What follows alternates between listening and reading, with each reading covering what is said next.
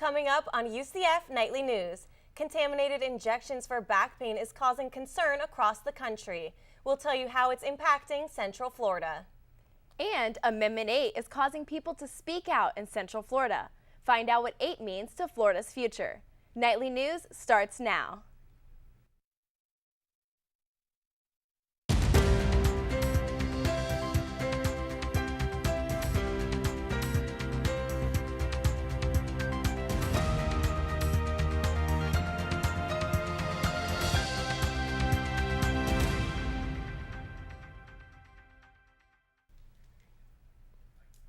Good afternoon and welcome to Nightly News. I'm Karen Lair. And I'm Chelsea Sloan. Today is Friday, October 12th. The Center for Disease Control and Prevention reports a contaminated steroid used to relieve back pain is linked to a national outbreak of fungal meningitis. Nightly News reporter Chris Pinson shows us how it's affecting Central Florida patients. Christine McGinnis suffers from agonizing back pain. To help alleviate her pain, she receives a series of shots. It's not a simple shot. It's like having surgery. The shots contain the steroid methylprednisolone acetate. Officials for the Center for Disease Control and Prevention report this steroid is linked to a nationwide outbreak of fungal meningitis. CDC officials say from May until September, more than 75 healthcare facilities in 23 states, including Florida, received shipments of the tainted steroid. The CDC lists these facilities on its website. Marion County officials confirm 4 people have fungal meningitis, while here in Orlando, there are still no reported cases. Orange County Health Department officials say within the last 2 weeks, they received nearly a dozen calls about the steroid. Health Department spokesman Dane Weister says people who receive these shots should not live in fear. There's been no recommendation for people to stop going through their normal daily activity if they are patients who get steroid shots. But whether it's sitting down or standing up, McGinnis says the pain from everyday activity can be overwhelming, which is why she says she's willing to take the risk. We're trying to get ourselves some relief from pain, so we're going to do what we have to do that. So would I stop doing it because of this and it's helping me? No, I'm still going to continue to do it. Symptoms of fungal meningitis include numbness, slurred speech, and redness or swelling at the injection site. Reporting in Orlando, Chris Pinson, UCF Nightly News. The CDC reports the death toll nationwide now stands at 14, including the most recent, an 83-year-old man from Marion County. Former Penn State assistant coach Jerry Sandusky will most likely be spending the rest of his life in prison. On Tuesday, Judge John Cleland sentenced the 68-year-old to 30 to 60 years in prison. Under Pennsylvania law, Sandusky will not be eligible for parole until he serves the minimum number of years. This sentencing follows an unfolding sex scandal revealed over the past year at Penn State. Authorities arrested Sandusky last November and found him guilty of 45 counts of child sexual abuse this summer. Sandusky denies the allegations and says he is innocent of all charges. His attorney plans to make an appeal in the next 10 days. October 9th marked the last day of voter registration. Hopefully you had the chance to register to vote before the November 6th election. Now, Nightly News reporter Valerie Cooper is here to update you on more political news. Thank you, Karen. Amendment 8 is known as the Religious Freedom Amendment, and it's causing some Floridians to speak out. Reporter Julie Marshall tells us what the amendment would mean for Florida's future. It is a discrimination issue. Florida's proposed Amendment 8 is firing up people on both sides. If it passes, Amendment 8 would rewrite Florida's Constitution and allow religious organizations to receive public funding.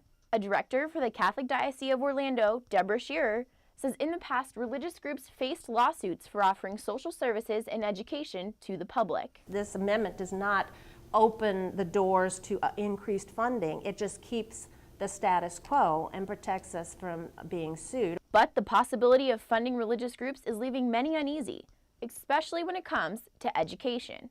If 8 passes, public funding can now go to faith-based schools like this one. And they'll be treated the same as public schools like this one. Many groups are now trying to get people to vote no on Amendment 8. Knights Against 8 member Jordan Chips says his main concern is public schools' budgets and the constitutionality of the amendment. There's a separation of church and state in the United States Constitution that forbids against any law respecting the establishment of religion. and this is definitely something that doesn't comply with that. Shearer says religious schools could not compete with public schools for students. But if Amendment 8 gets 60% of the vote, Chip says the two could be treated the same when it comes to funding. In Orlando, Julie Marshall, UCF Nightly News. On October 23rd, Knights Against 8 is set to hold a rally at UCF to tell students about the No on 8 campaign. And another amendment on the ballot in November is Amendment 1. The amendment could allow Floridians to opt out of the Affordable Care Act, also known as Obamacare. A court order struck down a similar amendment proposed by the Florida legislature in 2010. Companies like Darden Restaurants, which owns Olive Garden, Longhorn Steakhouse, and others, are hiring more part-time workers. Darden hopes to spread out work hours to cut costs from President Obama's healthcare law. This past weekend, 3 buses filled with 150 Venezuelan voters left downtown Orlando to New Orleans for their presidential elections. A Nightly News reporter rode one of the buses to capture this experience. A huge line formed in New Orleans, and voters waited for hours to get in the ballot box. By the afternoon, more than 7,500 people already voted. As the buses drove back to downtown Orlando, the voters heard the results. Hugo Chavez won the election now for the 3rd time, holding his Venezuelan presidency since 1999. For more on this story, visit the Nightly News website. Back to you guys. Thank you, Valerie. Time now for a first look at our weather. Julie Marshall joins us with a first look at our forecast. And the forecast looks a little windy. That's right, Julie? And it does. There's actually a lake wind advisory in effect for us right now, but we'll talk about that a little later. Today in Orlando, there's going to be a high of 86. Humidity, for the most part, still around today at 79%. It's going to be mostly sunny and, like we said, windy, but currently right now, winds are only blowing at about 7 miles per hour to the north. Well, thank you, Julie, for that update. Still ahead on Nightly News, one Hispanic group continues to grow in Central Florida. We'll tell you why the population is increasing. And for the first time at UCF, a group is celebrating their History Month. We'll tell you which group it is and let you know about the events happening in our community. Next on Nightly News.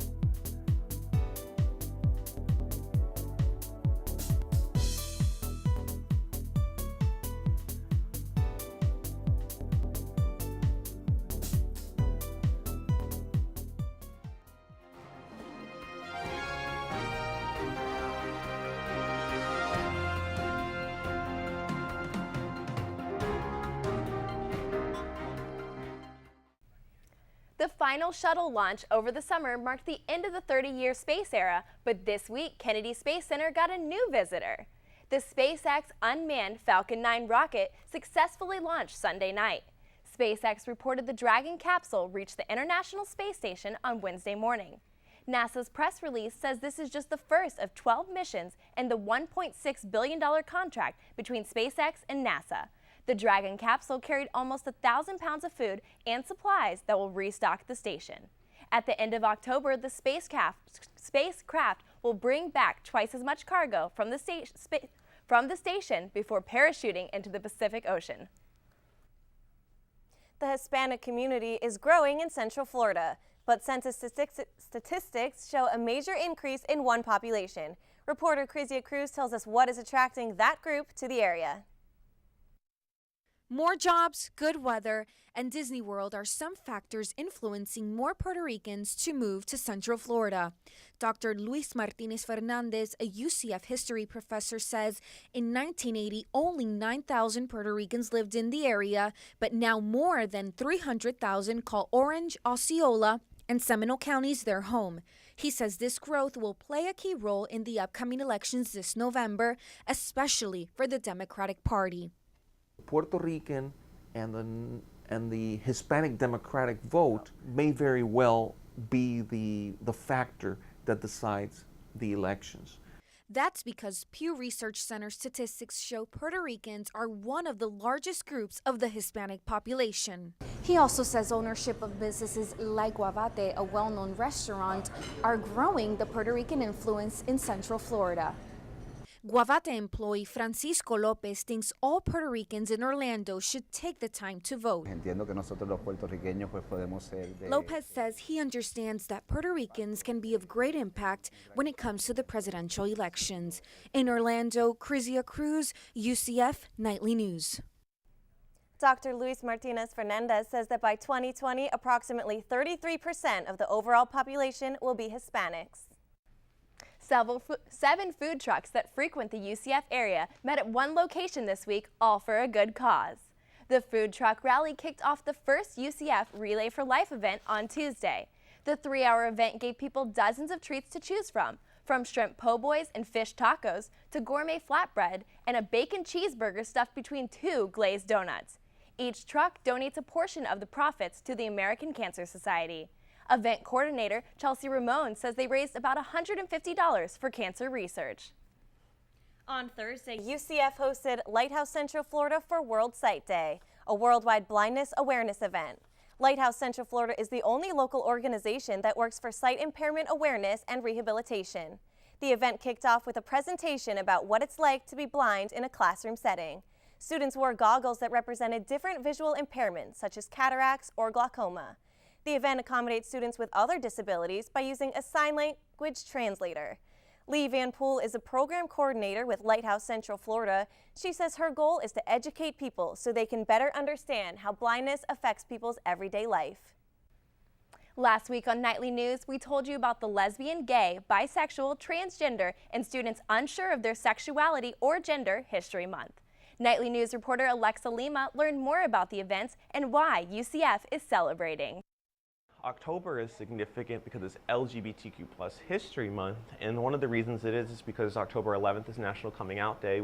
National Coming Out Day isn't the only event UCF is celebrating.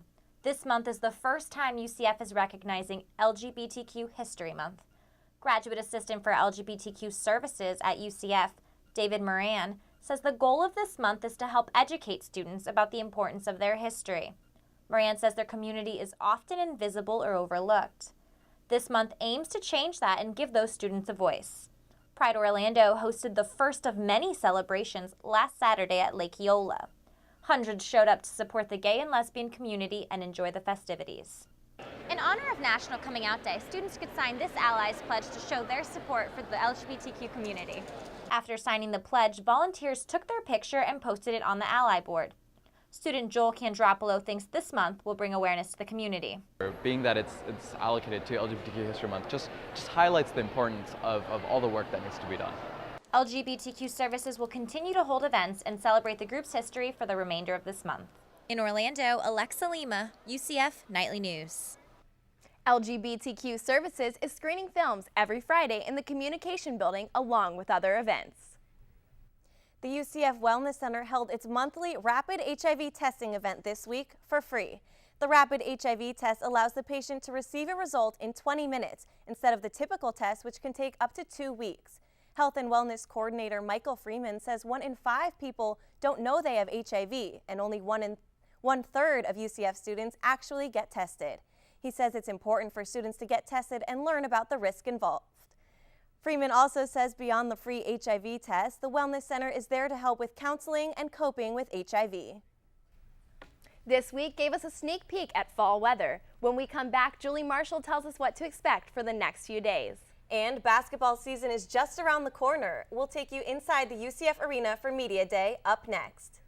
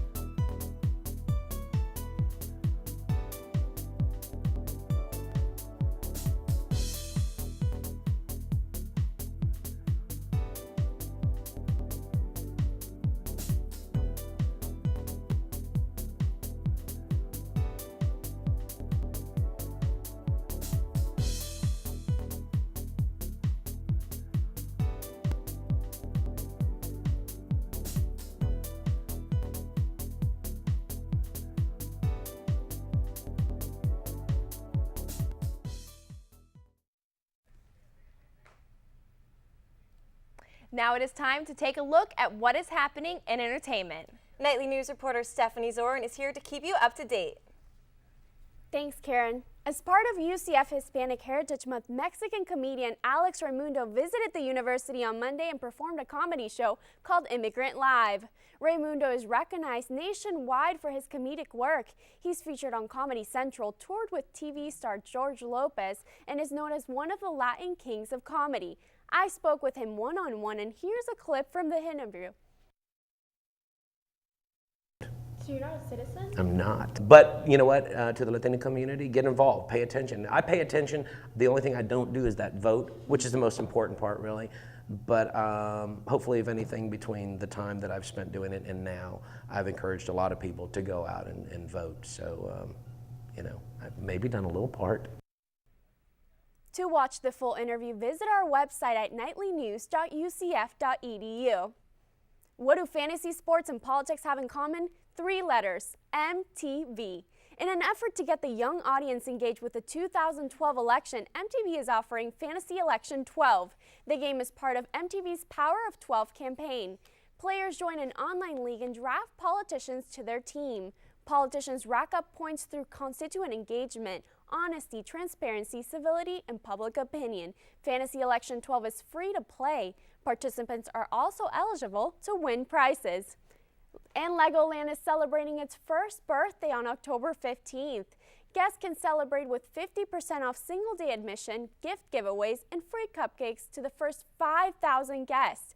Legoland offers more than 50 rides, shows, and attractions. To find out more about Legoland's birthday, log on to nightlynews.ucf.edu. That's all for nightly entertainment. Now it's time to take a look at our weather. Julie, how's it looking today? Thanks, Steph. It's looking like a great fall day today, and it's looking like an even better end to our work week. Let's go ahead and take a look at the temperatures across the rest of the state today. Now today in Orlando, it's going to be 86 degrees. In Jacksonville, it's a little cooler with 83. In Tallahassee, it's holding at 88 degrees. In Tampa, 86, and in Miami, a little cooler again with 85. And for those of you who are lucky enough to travel across the nation today, let's go ahead and take a look at our national temperatures. In Florida, it's going to hold on an average in the 70s this weekend.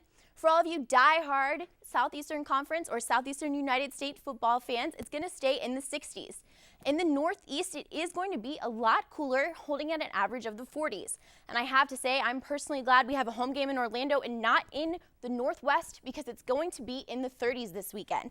And in California, as you can see, it is going to be holding in the 40s and 50s. Let's go ahead and take a look at our national water vapor map now.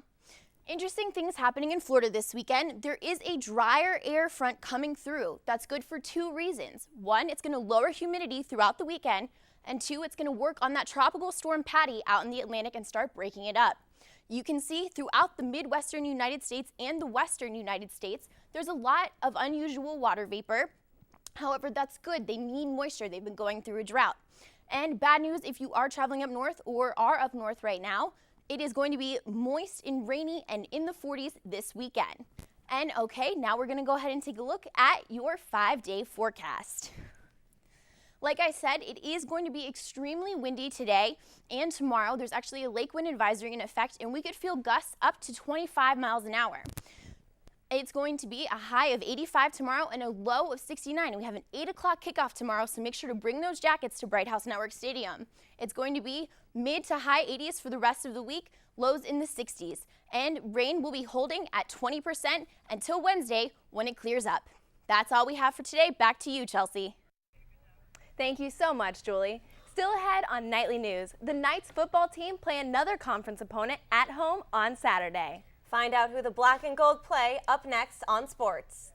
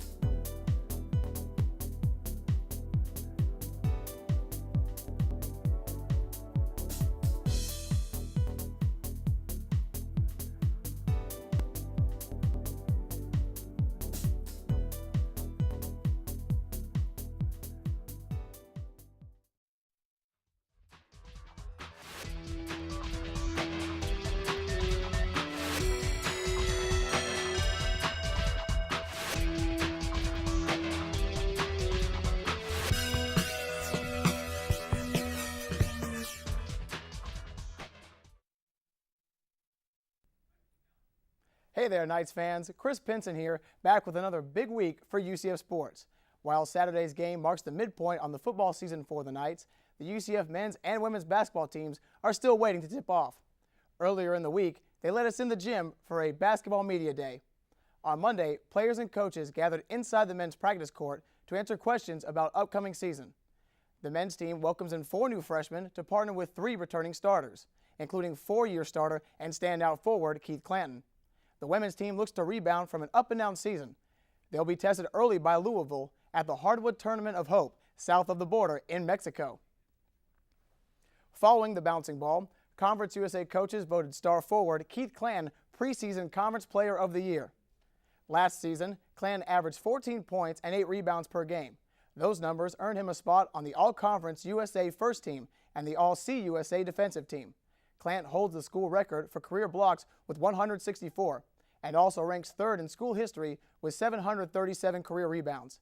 The big man won CUSA Player of the Week twice last season. Looking to stay in mid-season form, Tuesday, head football coach George O'Leary held his weekly press conference. O'Leary reflected on winning the first conference game of the season at home against East Carolina. He says he feels the team brings a lot of momentum to Saturday's matchup against heated conference rival Southern Miss.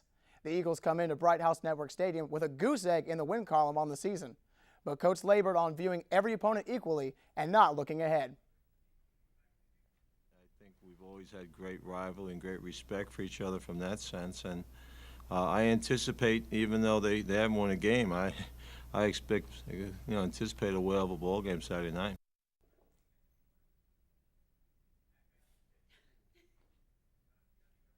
And that's all the time we have for sports. Thanks for watching. Now back to you guys. Thank you, Chris. And just before the weekend begins, let's take one last look at our weather forecast. Julie's here to recap the 5-day forecast. Yeah, guys, it's going to be mid to high 80s for the rest of the week. Like I said, rain chances will be down thanks to that dry air coming through. And that's really good news because no one wants to be hit with a tropical storm right now. Thank you, Patty. There's actually going to be some wind shear coming in and actually working on that storm along with the drier air coming through. So that's really good news. And Sunday, it's going to be a little bit warmer with a high of 87, but basically rain chances staying low, 20%, 20%, 0%. So it's looking good for the next few weeks. Perfect fall weather coming our way. Back to you guys. That's all the time we have for now. Thank you for joining us. If you have a story idea or a comment about something you've seen here on Nightly News, email us at nightlynews@ucf.edu. We'd love to hear from you. And be sure to check us out online in both English and Spanish at our website, nightlynews.ucf.edu. Join us here again next week. Until then, have a great weekend.